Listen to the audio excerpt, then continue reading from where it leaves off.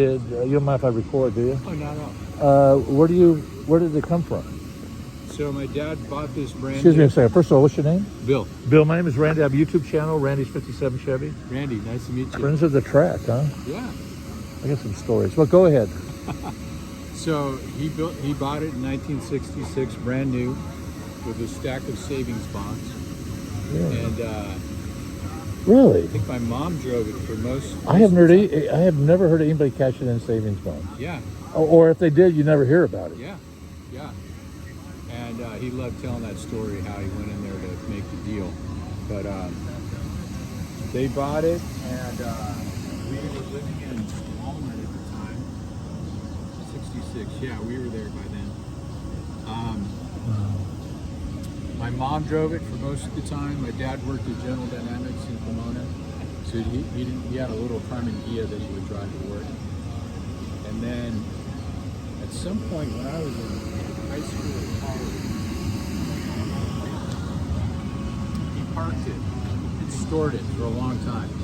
And then when he retired, he put it back together. And did he? It looks like original paint. No. It's No? repainted, yeah. And what else? Interior original? I think most of the carpet, The seats are not. the seats, I think, were redone. Yeah. And the mileage original on it? It is, yeah. Which is, off the top of your head? No, I don't. You can pop in there if you want. Does the seat still turn? No, this one doesn't have that. It's But it has a breakaway steer wheel. Yeah, I remember that. Remember that? And this door had to weigh 5,000 yeah. pounds. My God. You gotta record that when it closes. Sounds like a tank. Is that 131,000? Has to be, right? It has to be, yeah. Really good shape. It's like half the car closing. Wow. I can't remember if these are frame on. Is this a unibody or frame on? Do you know that if it is? I think it's a unibody. You think it's a unibody? I'm not 100% sure. Okay, that's where you have the frame in front and the frame in the back, and the structure is the body itself. I mean, it just takes a second to look under it. Yeah. Can you tell by looking? Oh, yeah. Yeah. Yeah, it's a unibody. It's a unibody. Yeah. So there's, from here to there's no frame. Really? There's just pieces of frame for Yeah. the back and the front. And the back, I think, is a 4-link, and the front is independent. That Yeah. explains why it's so. I'm learning just as you are, because I'm not a big Ford guy. I'm a Chevy guy. But all I would say, my association with this is washing it every other week. And I had a paper route. And if I didn't wash it that week, he'd go by my house real slow and tap his horn, remind me. And he paid me $7.50. That was big money back then. It's $7.50. Oh yeah, I was living large. I remember how he used to bump his handle, and yeah, I really took care of it. Little did I know this would be my obsession my whole life. He's had so many just little Yeah. style accents that you don't see today. Exactly. That they wouldn't waste the money on, like the bird and the turn signals on the fenders. Bullets, yeah. They're going for, I think, for aircraft look. And the interior's got that aircraft. And then your dad, he worked for Autonex, you said? No, General Dynamics. But that was all military contracts, like everybody in Orange County. My uncles, they all worked for Autonex. Yeah. All military stuff. Yeah, that was huge. Boeing. So this has a 390 in it. Yeah. Yep. And she said you had this air conditioning. It's a pretty loaded car. Pretty much got every option I can think of. I think so. Everything's electric. I just love how those gauges just sit there and float on that dash, and then that speedometer you just see a red going up. It's really amazing. So we did determine that's 131,000, and by the looks of that brake pedal, it looks like that's what it is. I'm gonna guess you're right. Yeah, there's no way he wouldn't have rolled. I mean.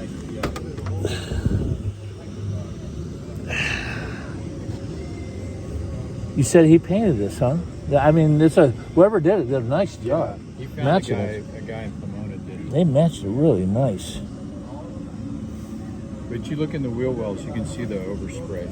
Yeah. Yeah. That's a cool car, man. Glad you're taking care of it and keeping it alive. Yeah, my wife and I are blessed with 3 boys, and they're all fighting for it. Really? Yeah, and I said, well, you got to wait till I die, and then you can fight it out. It's funny. My kids are. My son's a fireman, and he has electric Teslas. And my daughter, she's got off-road trucks. So no, they don't want. They live with me, going to car shows their whole lives. Yeah. And then I started drag racing for 10 years, and so they got away from it, and now they're into the dirt cars, and I never get it. I hated to take my motorhome in the dirt because I spent a month cleaning it out. Yeah, exactly. It's a whole different world. But yeah, I'll put this on YouTube tonight so you can say your family, see, I made the big time on YouTube. Randy's 57? Randy's 57 Chevy. Randy's 57 Chevy. Yep. Do you have a car here? No, when you go to that channel, you'll see my car. Okay. My car's a little wild. It's like that drag car right here. Oh, yeah. It's kind of like that. Yeah. My car's not street legal. It just got totally out of hand. It started as a $5,000 fix after a blown engine. It turned into a $105,000. Just completely freshened the whole car. Suspension, transmission, the whole thing. Do you race it? Yeah. 3 years ago, before it blew up, and then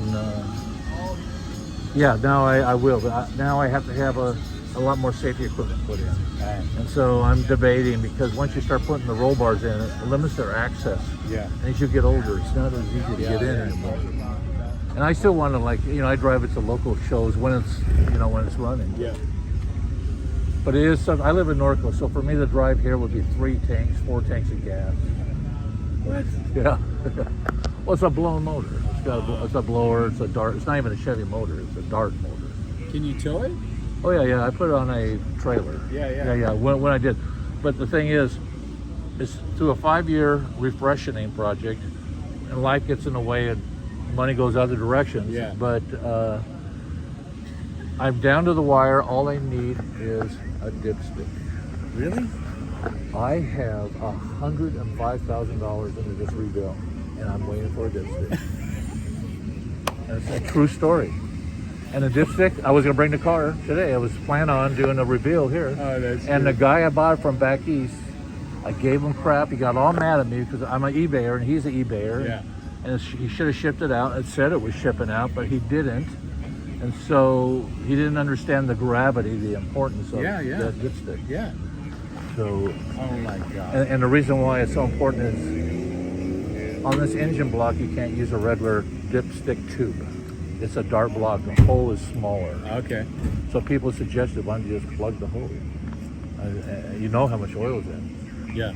But then again, the engine better not leak oil. Yeah. So through all the stuff I do, I put tutorials on my YouTube channel what I do to the car so people can see. Yeah. Now we're smoking the engine, and what you're doing is you're looking for leaks. Okay. And you put smoke into the engine, used like mineral oil smoke, to find leaks in the engine, which is quite a smart way to do things, because once the engine's together and you have a leak, you're never going to repair it because you're always going to car shows. That's the way I am. Oh, it's just a drip. It's just a drip. I hate oil leaks. Oh, me too. Listen, nice meeting you. I'll put you on likewise. YouTube tonight. Nice. Look at my channel. Yeah, I will. Share it with the family. Yeah.